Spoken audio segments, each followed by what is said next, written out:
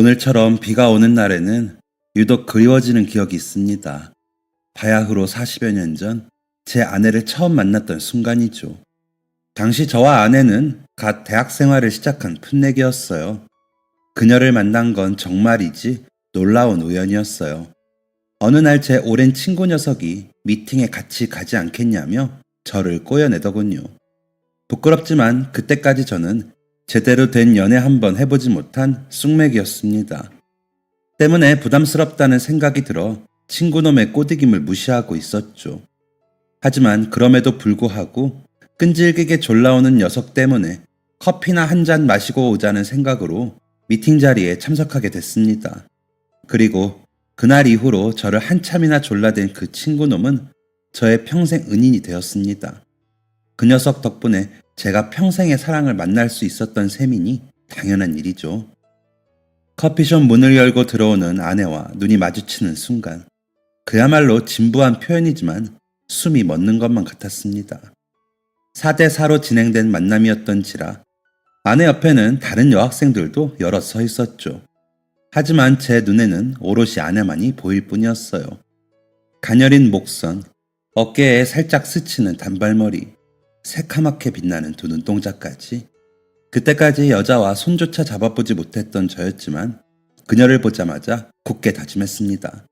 네, 꼭 저 여자와 결혼식을 올리리라 하고 말이죠. 저희의 연애 기간은 꽤나 긴 편이었습니다. 20살 때 처음 만나 무려 8년여의 기간 동안 데이트를 했으니까요. 그간 있었던 일들은 셀 수조차 없이 많았지요. 입대하던 날 그녀가 흘렸던 눈물, 저녁 후 서로를 꼭 끌어안던 순간, 대학 졸업을 앞두고 다녀온 여행까지. 제 입으로 말하기는 부끄럽지만 저는 당시 팔불출에 가까웠습니다. 요즘 사람들 말로는 흔히 사랑꾼이라고들 하더군요. 제가 가장 좋아하는 것은 다름이 아닌 아내에게 편지를 쓰는 시간이었어요.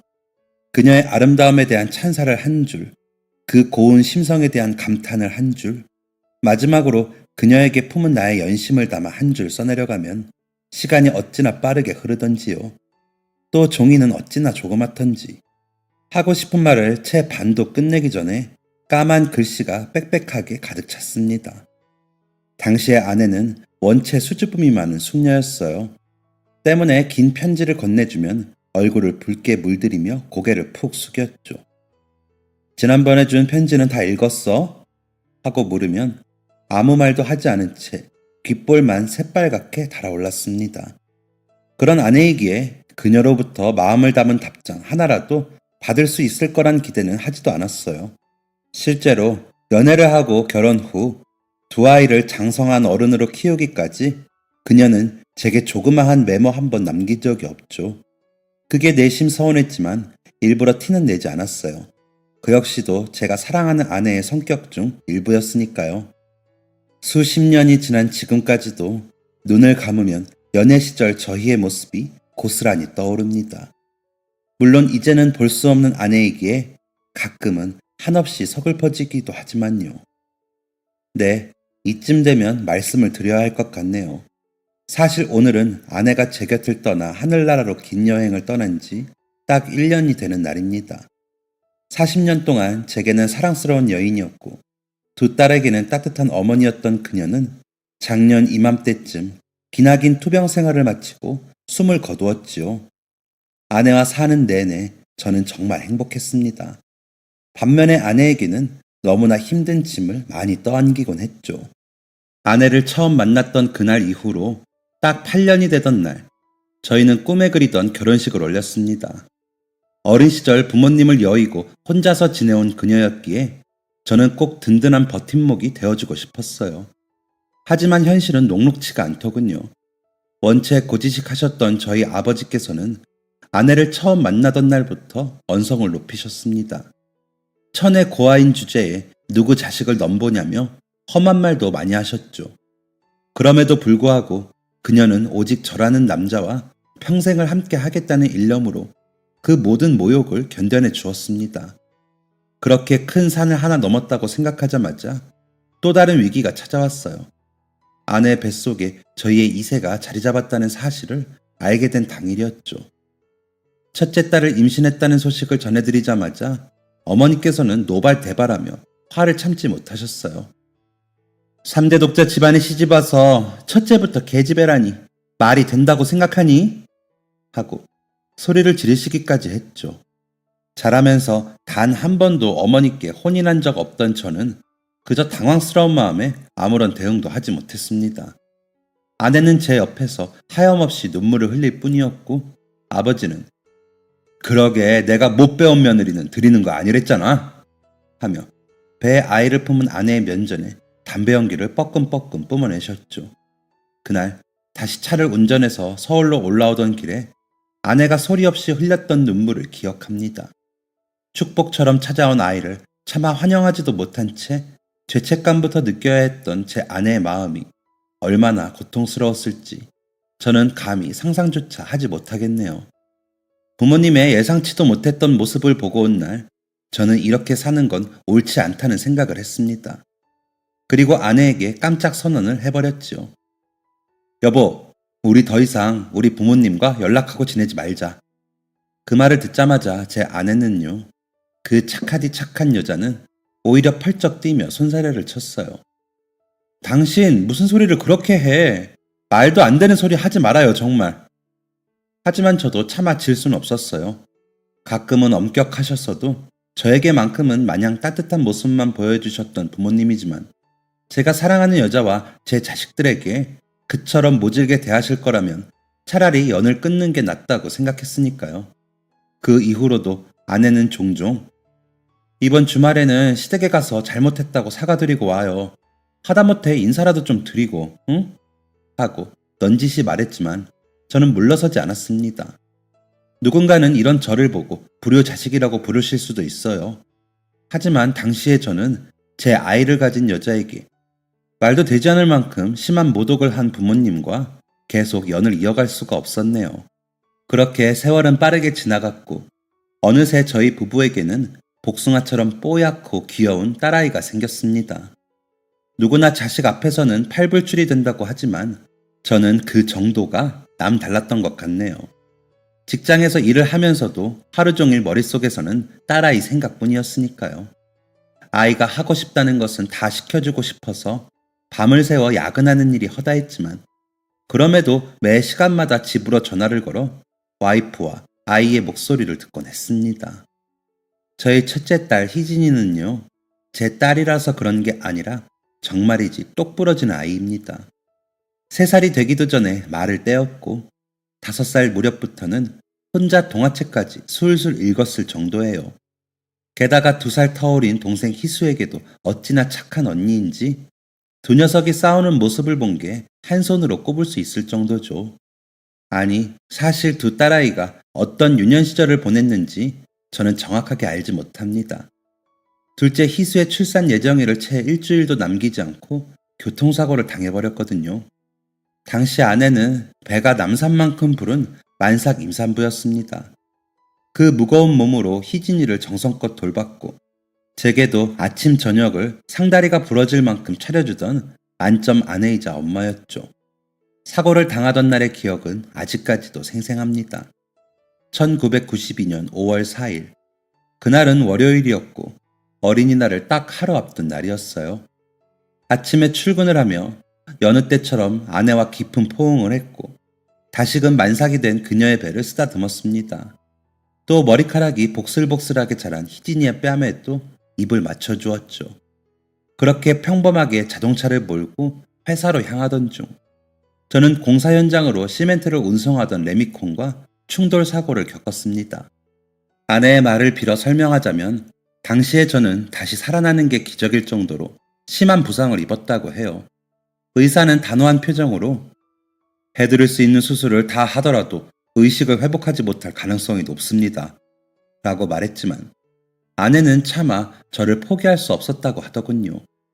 그래서 그간 모아둔 적금을 해지하여 제 수술비를 댔고 정작 자신은 둘째를 출산한 뒤 단 하루도 제대로 쉬지 못하고 바로 일자리를 구해야 했다고 합니다.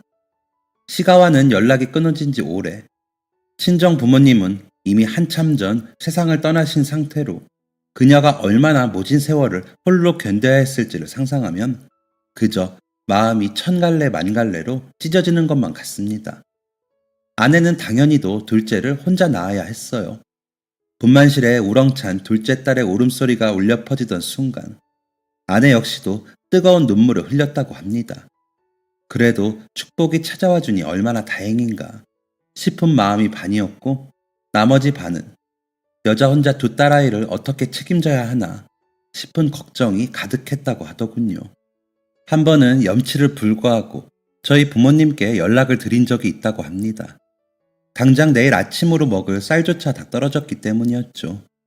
아이들 분유값이 없었던 것은 물론 기저귀조차 빨았어야 했기 때문에 정말이지 최후의 수단으로 시댁에 전화를 걸었다고 했어요. 하지만 돌아온 대답은 차갑기 그지 없었다네요. 내 아들 신세 망쳐놓고 뻔뻔스럽기는 니깟 계집애만 없었어도 우리 아들 지금쯤 얌전하고 예쁜 부인이랑 건강하게 지내고 있었을 거다. 두꺼비 같은 사내 아이도 하나 낳았겠지 하며 땡전 한 푼이라도 받을 생각은 말라고 엄포를 놓으셨다고 합니다. 게다가 저 말고 아내가 사고를 당했어야 했다며 협박에 가까운 악담까지 퍼부으셨다네요. 저는 아이들이 전부 성인이 된 뒤에야 이런 일이 있었다는 사실을 알게 됐습니다. 그 전까지 아내는 제 속을 태워가며 비밀처럼 이 일을 감춰왔던 겁니다. 안 그래도 부모님께 등을 돌린 채가 더 큰 불효를 저지르지 않았으면 좋겠다는 마음 하나로요. 여튼 그날의 날선 통화 이후로 아내는 가장으로서 이전보다 더욱더 피땀을 흘려가며 살아야 했습니다.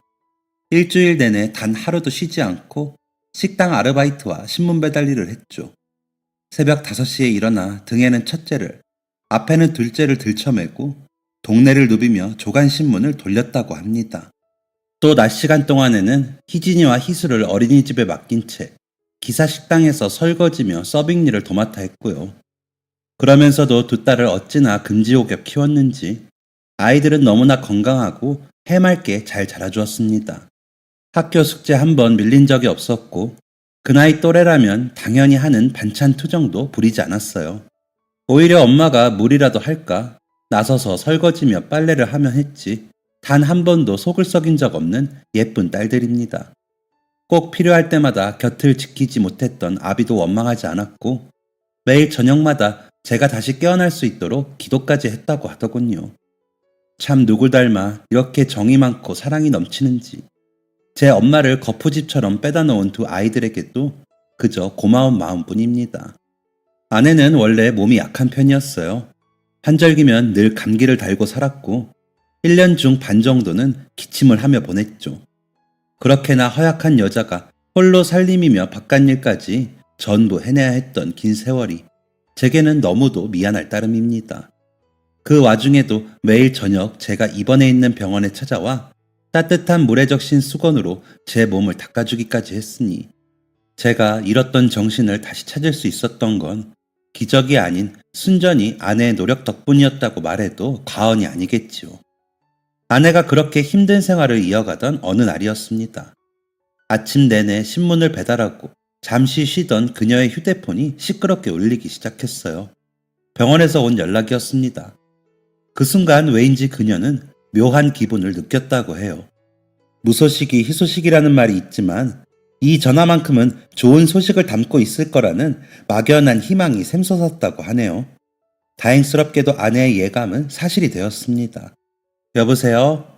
라는 한 문장이 채 끝나기도 전에 수화기 너머의 의료진이 이렇게 말했다고 해요. 김수혁 환자분 보호자 되시죠? 지금 환자분이 의식을 회복하셨어요. 바로 병원으로 오실 수 있을까요? 아내는 추후에도 이때 당시의 기억을 더듬을 때마다 이 말을 토시 하나 틀리지 않고 말하곤 했어요. 죽는 순간까지 잊을 수 없을 것 같다면서요. 그렇게 저는 첫째 딸이 7살, 둘째가 5살이 되던 해에 의식을 회복했습니다. 처음에는 몸을 제대로 움직이는 것조차 힘들었어요. 무려 5년이라는 기간 동안 움직임 없이 침대 위에 누운 채로 보냈으니 어찌 보면 당연한 일이었죠. 병원에서 다시 걷는 방법을 익히는 내내 어찌나 답답하고 미칠 것 같던지요. 내 다리가 내 것이 아닌 것처럼 느껴져 금방이라도 욕을 내뱉고 싶었던 적이 한두 번이 아니었습니다. 두 발을 딛고 일어서는 것만으로도 허벅다리가 덜덜 떨렸어요. 한 발 내디디려다가 머리부터 땅바닥에 박으며 넘어지기도 수십 번이었고요. 아내가 앞에서 할 수 있다고 한 번만 더 해보자고 응원을 하는데 오죽하면 그런 아내가 밉게 느껴지기까지 했습니다. 차라리 기대를 하지 말지. 그랬다면 나도 깔끔하게 포기해버릴 수 있었을 텐데 하는 바보 같은 원망도 했었고요. 길거리에서도 아내의 부축을 받으며 열심히 감각을 되살리려 애썼습니다. 바닥이 평평한 병원과는 다르게 한여름에 달궈진 아스팔트는 그야말로 위험 그 자체였어요. 아내가 잠시 한눈을 팔면 그새 넘어져 무릎이 깨지고 이마에서 피가 줄줄 흘렀지요. 하루는 힘듦을 견디지 못하고 아내에게 못된 말을 하기도 했습니다. 이게 사는 거냐고. 두 발로 뛰기는커녕 3살짜리 꼬마보다도 걸음마를 못 댔으니 살고 싶지 않다고 말이에요. 당시에 저는 사내가 돼서 자식과 아내도 건사하지 못하는 못난 놈이 될까봐 매일같이 전전긍긍했습니다. 그 말을 듣고서도 아내는 화 한 번 내지 않았어요. 그저 속상하다는 듯한 표정으로 제 손을 꼭 잡아주었을 뿐이었죠. 당신이 힘들어하는 거 알아. 내가 욕심을 부리고 있는 걸지도 모르겠어. 하지만 여보, 내가 지난 5년 동안 당신에게 품은 희망이 있잖아. 그걸 보답한다는 생각으로라도 그만 살겠다느니 죽어버리겠다는 소리는 하지 마. 다정하지만 사뭇 단호한 그녀의 음성에 정신이 번쩍 들더군요. 저는 그 길로 다시 바깥에 나가 홀로 일어서고 넘어지기를 무한하게 반복했습니다. 결국 꾸준히 제 회복을 돕고 재활 훈련까지 함께 해준 아내 덕분에 사계절이 한 바퀴를 돌던 무렵 저는 다시금 스스로 걸을 수 있게 되었습니다. 인생의 2번째 걸음마를 뗀 듯한 기분이었어요. 지팡이를 짚고 걷기 시작했지만 얼마 지나지 않아 비틀거리는 걸음으로라도 혼자만의 힘으로 움직일 수 있게 됐죠. 처음 사랑하는 2딸을 품에 안던 날 제가 느꼈던 행복은 감히 그 어떤 단어로도 표현할 수가 없습니다. 자유롭게 몸을 움직이고 내 팔로 사랑하는 이들을 단단히 감싸 안을 수 있다는 게 어찌나 큰 기쁨과 축복으로 와닿던지. 그 이후로는 저희의 삶이 평탄하기만 할 줄 알았습니다. 2 아이도 무럭무럭 자라주었고 저 역시도 몸을 회복한 뒤 좋은 직장에 들어가 가장으로서 최선을 다했으니까요. 실제로 기대조차 하지 않았던 행운도 몇 차례 찾아왔습니다. 첫 번째는 희진이의 의대 합격 소식이었고 2번째는 희수의 취업이었죠. 원체 똑순이었던 희진이는 수도권 대학 의대에 당당히 붙어주었어요. 어릴 적부터 아픈 아빠와 허약한 엄마를 돌봐줄 수 있는 의사가 꿈이었던 아이였기에 저희 가족의 행복은 매우 컸습니다. 또한 타고나기를 여장부처럼 태어난 둘째 희수는 어린 나이부터 취업을 목표로 실업계 고등학교에 진학했어요. 처음에는 저희 부부도 걱정이 되었지만 희수는 누구보다 높은 성적으로 고교 생활을 졸업한 뒤 국내에 손꼽히는 이벤트 기획 회사에 일자리를 구했답니다. 그런 뒤 꾸준히 돈을 벌어 가게에 도움을 주었죠. 저와 아내는 어딜 가든 자식 농사를 잘했다며 부러운 시선을 받았어요. 모든 게 2 딸들 덕분이었죠. 먹고 살기 바빠 제대로 챙겨주지도 못한 부모인데도 아이들은 늘 저희를 존경해 주었네요. 그렇게 저희 집에는 항상 행운만이 가득할 줄 알며 살던 어느 날 또다시 불행이 찾아왔습니다. 아내의 기침이 몇 달째 그치지 않아 찾아간 병원에서 폐암 판정을 받게 된 거예요. 원래 허약하던 그녀이기에 평소처럼 감기인 줄 알고 방치했던 것이 화근이었습니다. 몇 년간 가족을 지키기 위해 무리했던 것이 원인이 되어 아내는 긴 투병을 시작하게 되었습니다. 소식을 들은 날 저희 집은 꼭 초상이라도 난 것처럼 우울했습니다.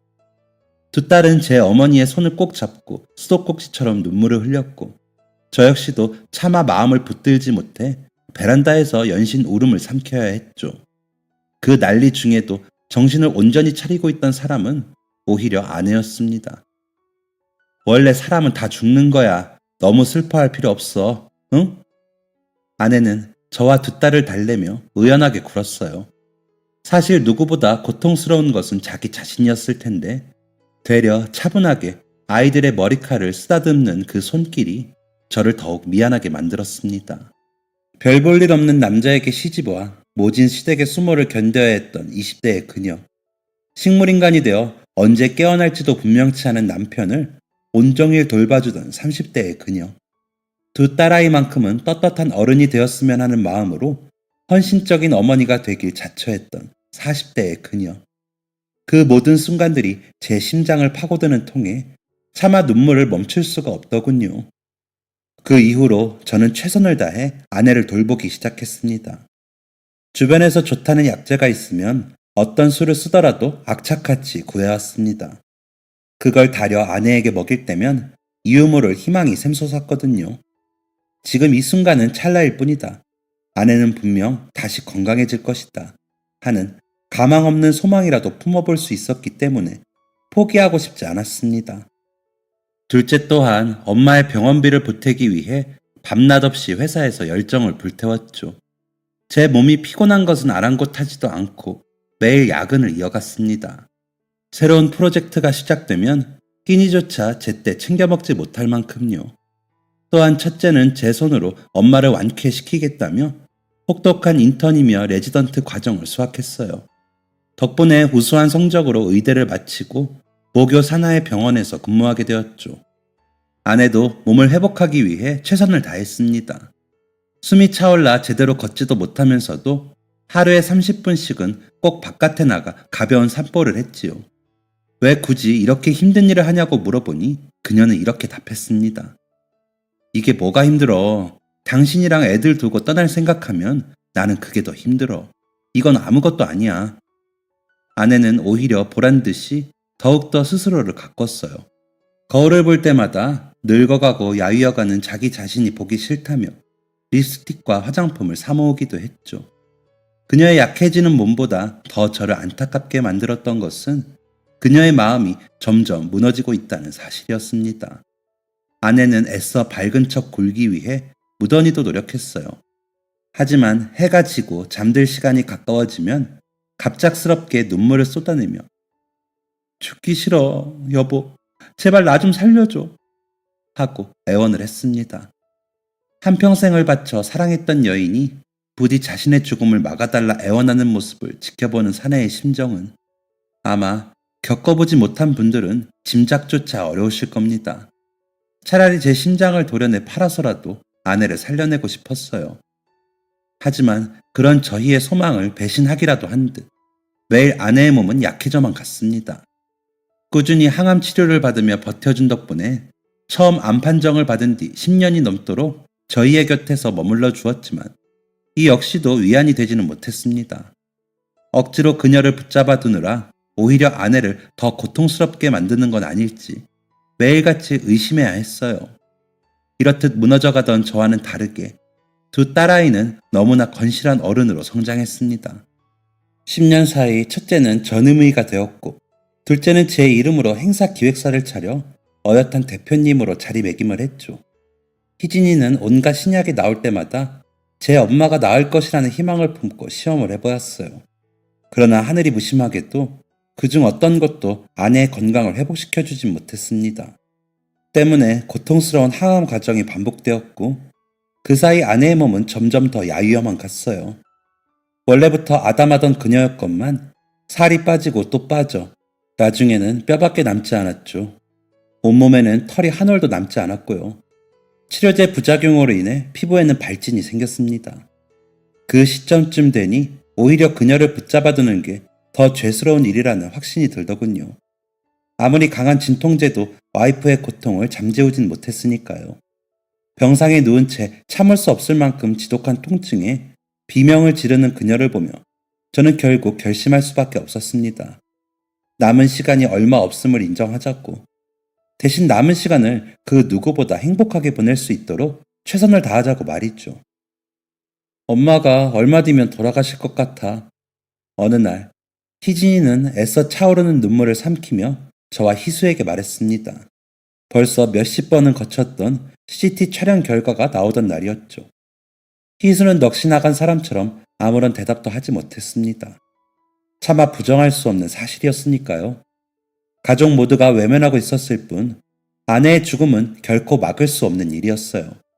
아내 본인도 그 사실을 온몸으로 느꼈는지 그 무렵부터는 천천히 자신의 삶을 정리해 나가기 시작했고요.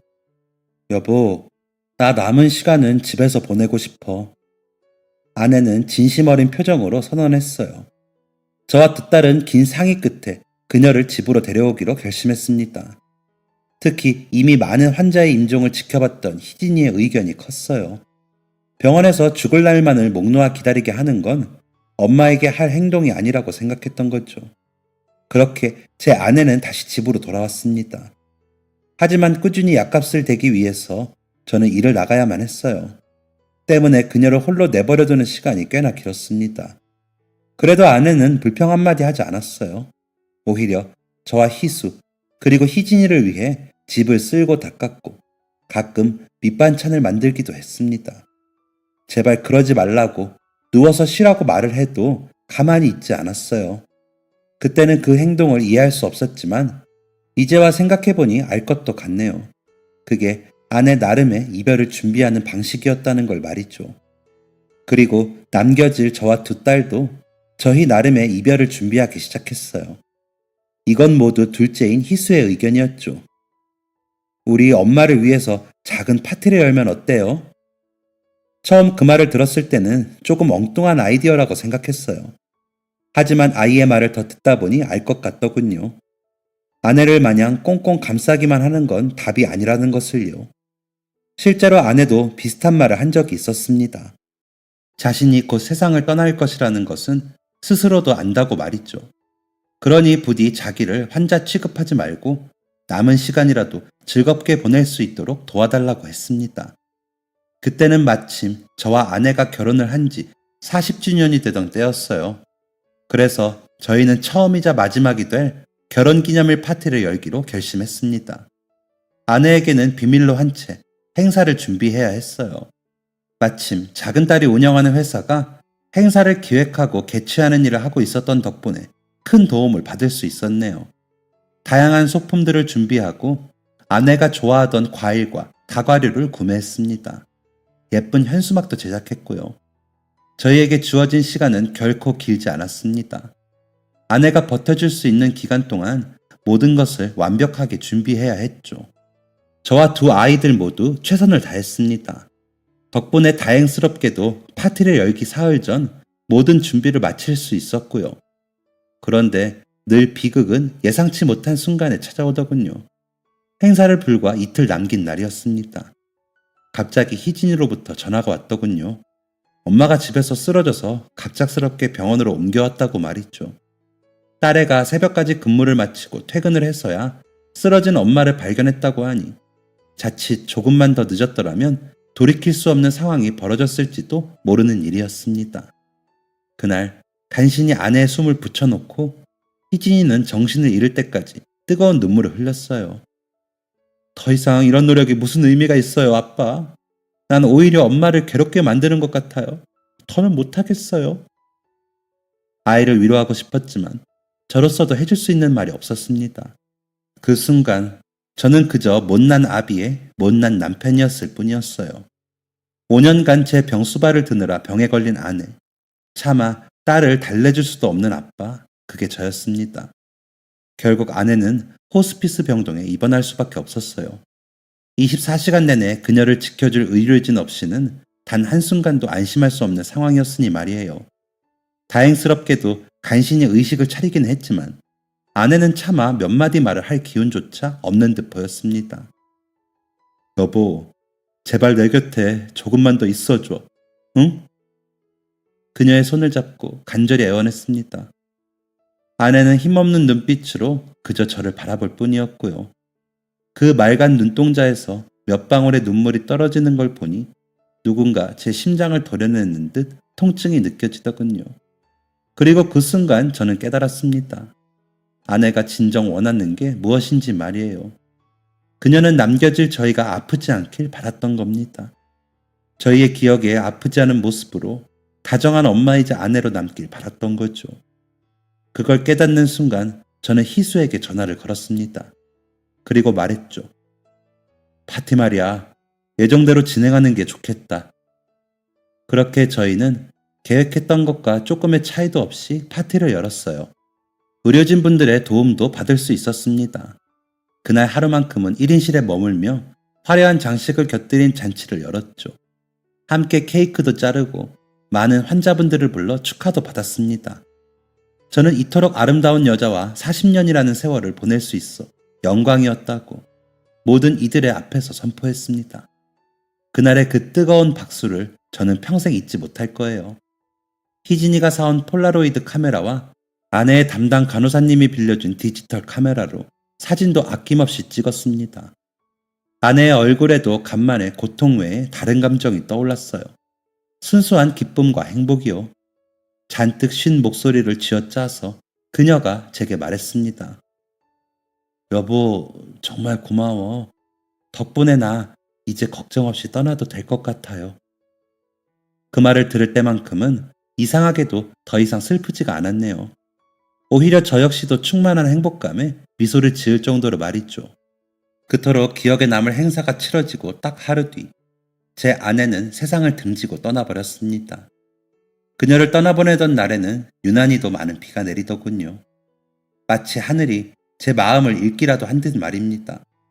그날의 우중충하던 하늘 외에는 기억나는 것이 거의 없네요. 실신을 할 만큼 많이 울기도 했거니와 물밀듯 밀려오는 조문객을 상대하느라 정신이 없었으니까요. 자식 농사를 잘 지었다는 칭찬에 걸맞게 아내의 장례식장에는 두 딸의 지인이 많이 참석했습니다. 딸아이들은 오히려 저보다도 더 침착하고 어른스럽게 그 모든 시간을 견뎌냈어요. 정작 자신들도 마음이 미어질 것 같았을 텐데 참 미안한 일입니다. 여하튼 부디 찾아오지 않기를 간절히 빌었던 이별의 순간은 야속하게도 참 빠르게 닥쳐왔어요. 아내를 말끔하게 꾸미고 묵직한 관뚜껑을 덮고 뜨거운 불길에 밀어넣었습니다. 워낙에 야위었던 사람인지라 뼈가루마저도 한 줌이 채 되지 않아 보였어요. 납골 땅에 아내를 안치하고 다시 서울로 돌아오는 길이 어찌나 낯설던지요. 그녀의 향기가 아직 남아있는 집안에 저 홀로 머물러야 한다는 사실이 어찌나 거짓말 같던지요. 그렇게 반년 동안은 차마 집안에 있기가 힘들어 바깥으로 나돌기도 했습니다. 고맙게도 두 딸이 저에게 많은 신경을 써준 덕에 서서히 현실을 받아들일 수 있게 되었고 다시 집으로 돌아와 그녀의 흔적을 정리할 수 있었어요. 냉장고 문을 여니 아내가 6개월 전 만들어둔 갖가지 밑반찬이 보이더군요. 이미 곰팡이가 슬어 먹을 수 없는 상태였지만 그걸 보니 다시금 눈물이 샘솟았습니다. 제가 특히 좋아하던 깻잎장아찌, 희진이가 어릴 적부터 자주 먹었던 장조림, 그리고 막내딸의 18번인 간장게장까지. 그 모든 걸 차마 버릴 수 없어 막무가내로 냉동실에 집어넣었어요. 아내의 옷과 사진도 정리하기는 이른 듯하여 박스에 꾸겨 넣었죠. 대청소가 끝나고 나니 한층 비어 보이는 집에서 더 이상은 흐르지도 않는 눈물을 쥐어짜며 오열을 했네요. 사랑하는 이를 다시는 만날 수 없다는 사실을 받아들이는 게 이토록 힘든 일인 줄은 미처 몰랐습니다. 그런데 그 순간 한 곳에 몰아넣었던 아내의 옷 무더기 사이로 작은 종이 쪽지가 삐져나와 있는 걸 발견했습니다. 처음에는 미처 버리지 않았던 영수증인 줄 알았어요. 호기심에 끝부분을 붙잡고 잡아당기자 그 형체가 온전히 드러났습니다. 그건요, 아내가 정성스럽게 한 글자씩 눌러 쓴 쪽지였어요. 그 내용은 이랬습니다. 당신과 첫 데이트를 하던 날 입었던 원피스. 그걸 보는 순간 알 수 있었습니다. 이게 끝이 아니라는 걸 말이에요. 분명 집안 곳곳에 더 많은 흔적이 남아있을 거라는 직감이 느껴지더군요. 그렇게 애써 정리해둔 짐을 다시금 미친 사람처럼 뒤적거렸습니다.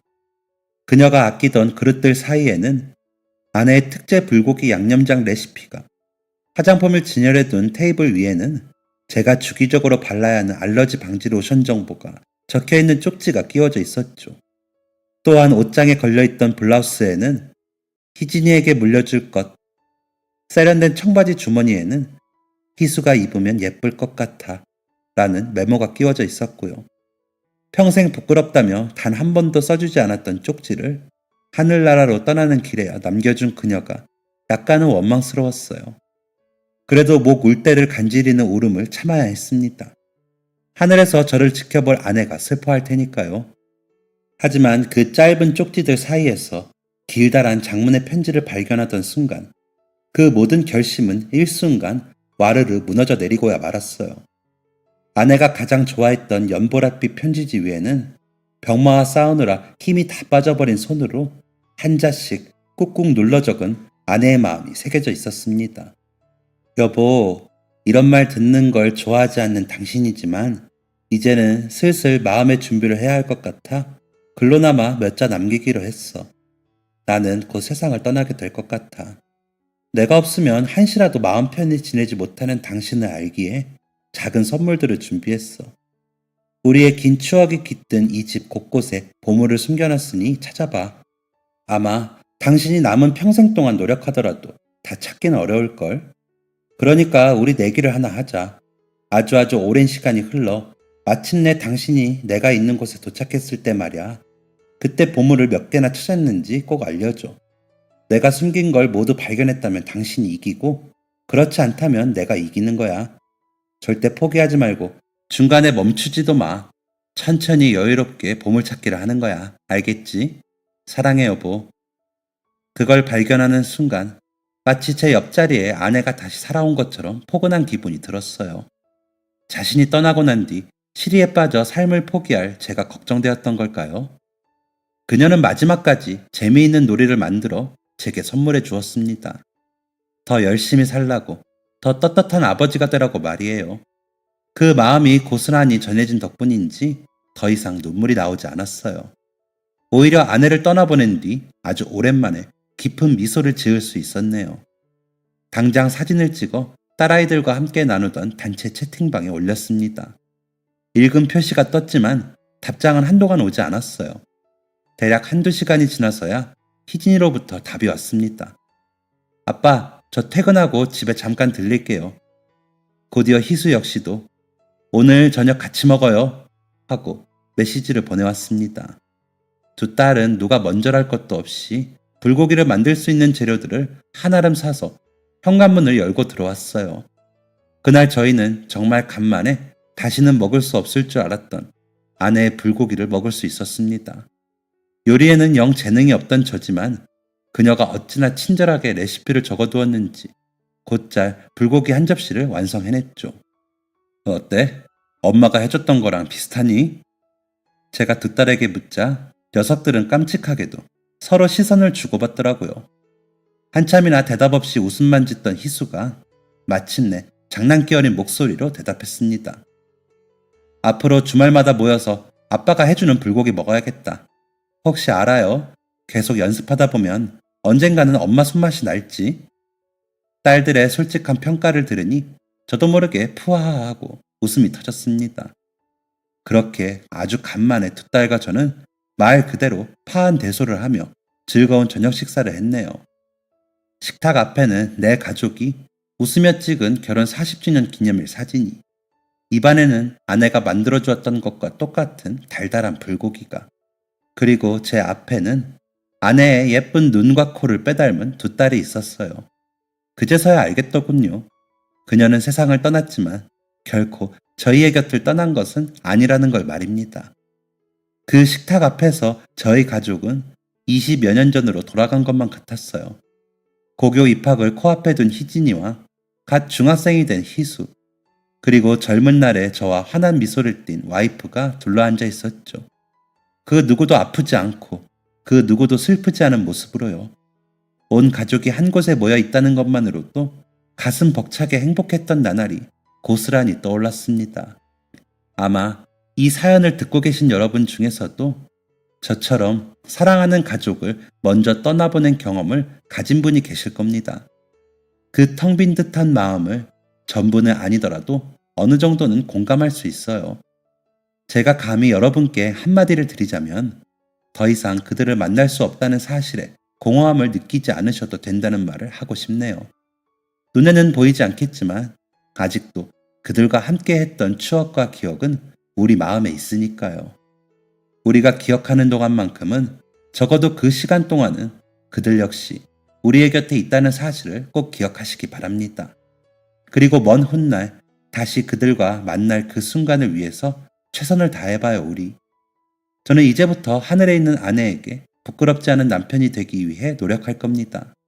언젠가 그녀와 재회하는 날 보다 떳떳하고 자랑스러운 모습으로 그녀의 따뜻한 품에 안기기 위해서라도요. 끝으로 원체 라디오나 사연 비디오를 듣는 걸 좋아하던 제 아내에게 한마디 하겠습니다. 내 평생의 연인 미경아, 못난 남편을 만나 고생만 하다 떠난 나의 사랑아. 이제는 부디 나를 잊고 그저 행복하고 편안하게 지내길 바래. 당신과 함께했던 지난 40년이 내겐 매일같이 행복이었어. 다시 만날 그날까지 나는 더욱 최선을 다할게. 희진이와 희수가 좋은 남자를 만나 결혼을 하고 자기들을 꼭 빼닮은 자식들을 낳을 때까지 건강하게 살게. 그리고 당신을 다시 만나게 된다면 그때까지 보고 들은 세상 이야기를 고스란히 전해줄게. 사랑해.